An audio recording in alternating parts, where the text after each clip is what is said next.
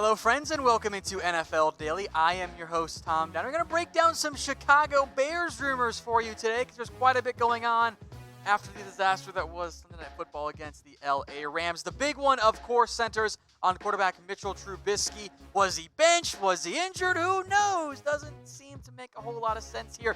The Bears did pull Trubisky late in the fourth quarter, like 3.5 minutes to go. The Bears have claimed that Trubisky has a hip pointer, and he suffered that injury in a late second quarter sack. However, watching the game live, the whole just way it all went down, there's some doubts about if that was an injury or an injury for Trubisky because he looks lost at quarterback. He was not good against the Rams. Now, did the receivers help him out in the best way possible? No, probably not. But you throw the ball 43 times, you get 190 yards. Folks, that is 4.4 yards per attempt. That is like half of what you want your quarterback to be at all year long. Even though he's gutted through some injuries, Trubisky has not been good. You don't need numbers to prove it. You've watched the game, Bears fans. We all know it. He ain't it. 5.6 yards per attempt is horrible. The completion percentage isn't that bad. But watching the games, it's been a mess so far this year. And it looked like the way that Matt Nagy and Trubisky were talking to each other, it looked like he was pulling him because he was being benched, right? So what do you believe happened here? Do you believe the Bears when they say Trubisky was injured and they pulled him out because of the injury? Or do you think that they are out on Trubisky, he was terrible, and he got benched? Let me know what you think. Type I for injured, B for benched. Maybe the truth lies somewhere in the middle. But if Trubisky was playing well, there's no way he comes out of that game. That's my mindset. Now, quarterback is clearly a need for the Chicago Bears. So what about trading for Cam Newton? Newton's future in Carolina is unclear. Even admits regressive in the worst possible way play from Kyle Allen. But the Bears need quarterback help. Newton's future in Carolina is dicey overall here. They've got a tough decision to make with Newton's future. But the Bears should be interested in him. Now, yes, he did not play well this year before the injuries added up. But look at what he's done overall for his career. You know, the MVP type season. Wouldn't you take those 2018 stats right now if you were the Bears? Now, he, of course, had his own injury problems later on in the year. So there's reasons to be concerned about Cam Newton. But if the other alternative is Mitch Trubisky, isn't Newton a worthwhile risk here, especially for a team that doesn't have a first-round pick? Now, what the trade would look like is a bit unclear. Fans cited throughout three of them. We'll go through them all kind of quickly here. The first, Taylor Gabriel, second and a fifth. I don't know if Gabriel really moves the needle all that much for you if you're Carolina or the Bears, but that second-round pick I think is about right. This other trade here, Newton and a sixth to Chicago for a future second. They didn't specify the year. I assume it's this year because you have two of them. And Leonard Floyd. I think the Panthers hang up the phone on that one. The second-round pick is about right, but Leonard Floyd's contract after this year is $13 million. Why would Carolina want to pay that for a player who can't get to the quarterback right now? He has not been that good this year. I think the Panthers say no on that one, and I think the Bears say no on this one. Newton and a fourth. Again, they didn't specify the year. They did specify a 2021 first-round pick. I can't do it. I know the Bears don't have one this year, and it's tricky. I don't think if you're the Bears, you trade away another future first-round pick. I don't like the idea of going several years in a row with no first-round pick. I think that's a bad idea. I think Chicago says no. So here's kind of more of my middle ground. I think it's actually kind of simple. Cam Newton to Chicago, and the Panthers get a second-round pick. And you can make it from Oakland or Chicago. I'll go with the higher one.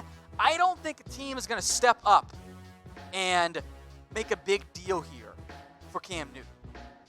I don't think that's the route they're going to go. I think a second-round pick is about the right value. It's an early or at least middle-ish second-round pick. I think that would get it done. So everyone in the comments, do me a favor. Send us your trade offers for Cam Newton. What are your ideas there? I know we got mostly Bears fans watching. You can do a different team if you want. But Bears fans, put your trade offers down there for me because I'm curious how you guys would value Cam Newton. Maybe you can get a deal in Cam Newton. If you can't, I can get you one for the holiday season. Head over to chatsports.com/Bears. Hundreds of Bears items are on sale, up to 40% off all kinds of Bears. You like those shirts you see there? Or how about this Chicago Bears hoodie? You guys know hoodies are surprisingly expensive, right? 40% off. Total cost is just $38.99 for that Chicago Bears hoodie. It gets cold up there. I lived in Chicago for a bit. It is very cold. You need hoodies if you're a Bears fan there. Chatsports.com/Bears1. Get it for just $38.99. It's the perfect gift this year for the holiday season. On now to some more changes, or at least possible changes here for the Chicago Bears. How about leadership? Ryan Pace and Matt Nagy have not been great. Funny how quickly everything changes in a year. Last year, Pace and Matt, they're great together. This year, oh God, we suck. The season has been a bust. The question becomes, who do you blame and how much do you blame them? Ryan Pace took Trubisky, and frankly, that's been a massive failure for the organization. At this point, there's no way around it. Now, Nagy's offense was great last year. There are issues this year. The offensive line has regressed. The ground game has not been good. Montgomery's killing me in fantasy right now. The offense has regressed. Everything seems to have gone the wrong direction. So, who do you guys want fired? I think that no one is an acceptable answer right now. But I also think you should consider dumping Pace. If you're a GM and you miss really badly on your quarterback selection, do you get to make a second? I think that's the question. And if the answer is no, then Pace needs to go because they got to get someone in who knows how to get a better quarterback in there.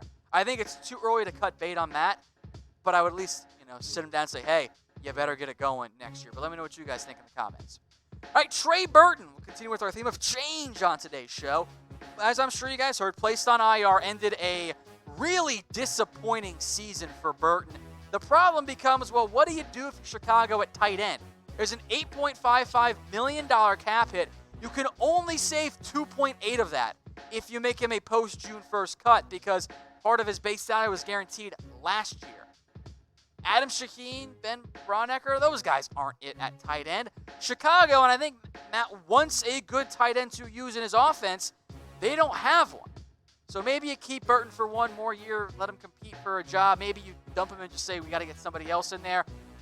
If you want to spend money, there are some options on the free agency market at the tight end position. Austin Hooper's one of them. He's had a great year. But frankly, I think he's going to get a record-setting contract at tight end. Jimmy Graham set the mark last year, a couple years ago, with like $10 million per year. Hooper could beat that. Hunter Henry is great when he's on the field, but we've seen Burton get hurt a lot. Do we want another injury-plagued tight end? Henry fits that mold. Eifert is good when he's healthy, but he's even more injury-prone than anybody on this list. The Colts do have two tight ends. I'm curious to see if one or both end up returning. But again, is that too expensive for Chicago? If the answer is yes, well then look to the NFL draft. And there are some intriguing options at this position. The problem is we don't know who's going to turn pro. Pat Freiermuth is technically only a sophomore. He can go back. He is eligible to come out if he wants, but he might not. Bryson Hopkins has been underutilized. Hunter Bryant, again, he's a move tight end. I think Bryant in particular would really fit what the Bears want to do on offense. Jared Pinkney has been a non-factor, but that's because Vanderbilt's offense sucks. Albert O, don't even bother trying the last name. Just go with Albert O. It's a lot easier. Hasn't really shown that much growth in his route running and his blocking. I like those first three names, but if you're Chicago, you've got needs on the offensive line. You have a big-time need at quarterback. You'd probably like to add another defensive piece or two. Can you invest a high pick on a tight end? And is Ryan Pace the right guy to make that call? Adam Shaheen has clearly not panned out for the Bears on that side of the ball. Now, today's show is brought to you by BetDSI. Head over to chatsports.com/bet. Use that promo code NFL120 for 120% deposit bonus. You put down $50, they're going to give you $60 for free. I feel bad saying this, Bears fans, but there's been a lot of money to make this year by betting against Chicago. Maybe you can make yourself feel better if you bet against them too. Chatsports.com/bet, promo code NFL120. The last one here is about potential kicker changes in Chicago. Eddie Pinheiro missed 2 early kicks against the Rams. Clearly, Matt Nagy didn't have much trust in him down the stretch and really throughout that game. He has now missed 4 of his past 7 field goals, and unfortunately for Chicago, it's the same kicking issues over and over again with just a different kicker at the helm. Head coach said he's not going to look into other options, but of course he's not going to say that. You only admit that after you make a move. So Bears fans, what is your confidence level in your kicker? Rate it for me on a scale of 1 to 10. 1 being cut his bum butt right now. We got to get somebody else in there. 10? What missed kicks? He's going to make all of them. Let me know there, scale of 1 to 10 down in the comments section.